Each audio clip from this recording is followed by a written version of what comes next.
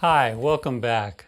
In the last video, we took a look at the traditional family law system and the ways in which it tricks people into making irrational, self-defeating choices. Today, we're going to begin to look at how game theory can design a system that leads people in the direction of rational self-interest. First, let's talk about some principles in game theory. The first principle in the mindset is to recognize that people are not playing just one game in divorce. They're playing literally 100 games. Every single game in a divorce breaks down into many sub-games. You can take a child custody schedule, break it down into holidays, vacation periods, weekends, summer schedule, all the way, and you can take holidays and break that further down into individual holidays. And the bargaining is made on each of those sub-games, and the marital settlement is constructed from the ground up in an inductive process.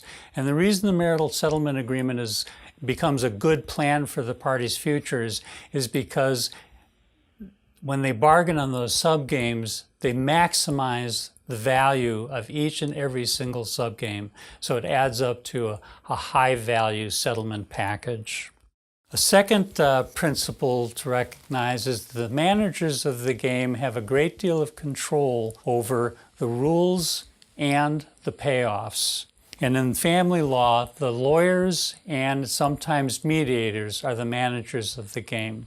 The managers determine the form of the game and keep the focus where it belongs on the content for normal form games, on content and procedures for repeated form games, and then on the procedures needed for the extensive repeated form games. They also grow the pie by incorporating the objective and subjective payoff values for the parties in the bargaining process. And it's that inductive bargaining and growing the pie for every sub-game that creates a valuable package. Another principle is that game theory is managed as a sequential choice game, not a simultaneous choice game. Look at this chart. The story behind this chart is that Bob and Fred are ex-cons, and they've committed an armed robbery. They get away for a little while, but they finally get caught by the police. Before getting caught, they've stashed the money. So the police arrest them and bring them to the station. They were caught with guns on them, and because they're ex-cons, the police can put them in prison. So the police establish the rules of the game. They put Bob in one room and Fred in a different room, and then they take control of the payoffs by going into those rooms and offering a deal. Let's take Bob. They tell Bob that he's going to get 3 years in prison for having a gun on him. However, if he helps them and confesses to the crime, then he'll only get 1 year for being a cooperative prisoner. Bob, being astute, says, well, what happens to Fred? The police say, well, if you confess and Fred doesn't confess, for being non-cooperative, he's going to get 7 years in prison. Well, Bob, still being astute, says, well, what happens if we both confess?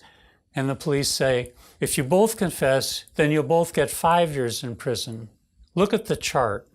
Bob does better if he confesses and Fred doesn't confess. He gets 1 year and Fred gets 7. But what happens if they both confess? They both get 5 years instead of 7 years. So they both do better to confess and go to prison for 5 years. Well, wait, that doesn't look rational. They could have only gone to prison for 3 years if they both stayed silent. But the police set up the rules and established the payoffs in such a way that the point of equilibrium for them is to both confess. Lawyers do the same thing in the traditional family law system. They set up a simultaneous choice game. One lawyer asks his or her client what they want. The other lawyer asks his or her client what they want. And unless those, by some strange coincidence, want exactly the same thing, they've got a simultaneous choice game, a conflict, a dispute, and probably a poor outcome. In game theory bargaining, it's a sequential choice game. Let me give you an example of that with just one sub-game. Let's take Mother's Day and Father's Day.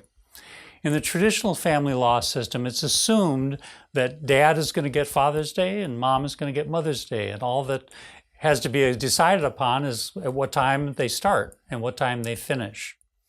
In the game theory bargaining process, the subjective payoff values are surfaced through careful questioning. The lawyer asks Dad, "What do you want to teach your children about honoring their mother? What can you do to help the children prepare for Mother's Day in order for them to learn that lesson and honor their mother?" The same questions are asked of Mom with regard to Father's Day. What they end up doing is growing the pie so that when the children come on Mother's Day, they might have homemade cards for Mom. They might be bringing her a couple of her favorite muffins for breakfast. They've enhanced the value for the mom, they've enhanced the value for the dad, and they're reaching long-term goals in terms of what they want to teach their children. In game theory bargaining, there's also a resistance to turning the non-zero-sum games of parenting and financial planning into the zero-sum games as it's treated by the traditional family law system. They also bargain through first a cooperative bargaining phase where they add value to the payoffs before they compromise if they have any remaining disagreements. And we call that the compromise phase because people either have to compromise or they have to come up with some sort of equitable trade-offs. And then finally, there's a win-win plus stage. And at that stage, after the agreement's been made, the lawyers and the parties take a look at the agreement and see if there's any way to improve it for at least one of the parties without diminishing the value for the other party. Managers of the game also manage information in the process. We know from game theory research that there are 4 important principles in information management in order to create what's called a convergence of expectations on an optimal outcome.